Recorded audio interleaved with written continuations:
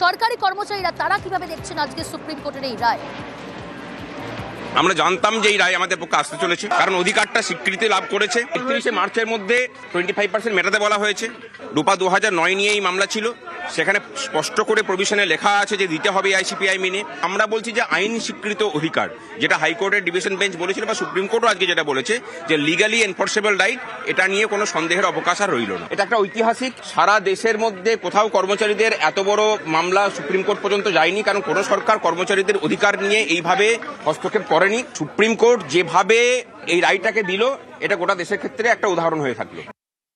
অবসরপ্রাপ্ত কর্মচারী সমাজরা আর মাত্র 2 মাসের মধ্যে 25% ডিএটা পেয়ে যাচ্ছে। এটা আমাদের কাছে সত্যি একদম মারাত্মক খবর বলেই আমরা মনে করছি। আমরা ভেবেছিলাম যে এই রায় যদি কর্মচারীদের বিপক্ষে যায়, আমাদের যে 10 বছর ধরে লড়াই 2016 সাল থেকে এই 2026 সাল পর্যন্ত, এই অভূতপূর্ব রায় আমরা কর্মচারীদের কাছেই আমরা যে উৎসাহ একদম উৎসর্গ করছি।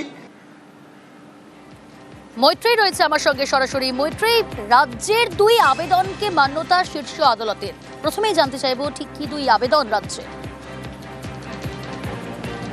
দেখো, রাজ্যের তরফ থেকে একটা জিনিস বলা হয়েছিল যে ডিএ 2 বার করে দিতে হবে, এই বিষয়টা বছরে 2 বার দিতে হবে, এটা কখনো অধিকার হতে পারে না। এবং রাজ্যের যে আর্থিক অবস্থা রয়েছে সেই পরিস্থিতিতে দাঁড়িয়ে সর্বোচ্চ আদালত এটা বলেছে যে ডিএ দিতে হবে, কিন্তু ডিএ 2 বার দিতে হবে এটা কোনো কারণ হতে পারে না।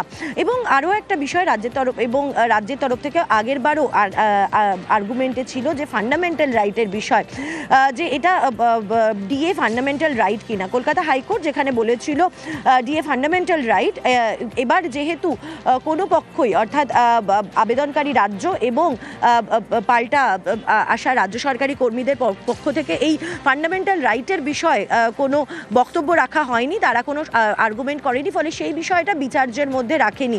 ফলে কোথাও একটা গিয়ে রাজ্য সরকারের এই জায়গাটাও কিছুটা হলেও ছাড় পেয়েছে রাজ্য।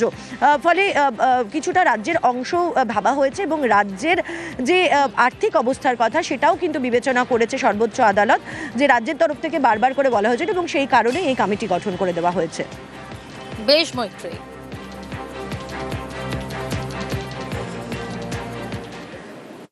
কলকাতা হাইকোর্ট বলেছিল সেই কথাই আজকে মহামান্য সর্বোচ্চ ন্যায়ালয় বলেছে এবং কর্মচারীদের জয় হয়েছে। 25% এরিয়া ডিএ যেটা দেওয়ার কথা অন্তর্বর্তীকালীন নির্দেশ হিসেবে দিয়েছিলেন, আজকে বলেছেন 31শে মার্চের মধ্যে সেটা মিটিয়ে দিতে, এবং একটি কমিটি তৈরি করে দিয়েছেন। তারা ডিসাইড করবেন এই রাজ্য সরকারি কর্মচারীরা, পেনশনভোগীরা কোন প্যাটার্নে এরিয়া ডিএ পাবেন, এবং আলটিমেট মে মাসের মধ্যে সম্পূর্ণ এরিয়া ডিএ মিটিয়ে দিতে হবে। ডিএ কর্মচারীদের আইনসঙ্গত অধিকার এবং DA all India consumer price ইন্ডেক্সের সঙ্গে সাযুজ্য রেখে দিতে হবে। রাজ্য সরকারি কর্মচারীরা তারা জয় পেল এবং তারা আলটিমেট জয়ের হাসি হাসলো।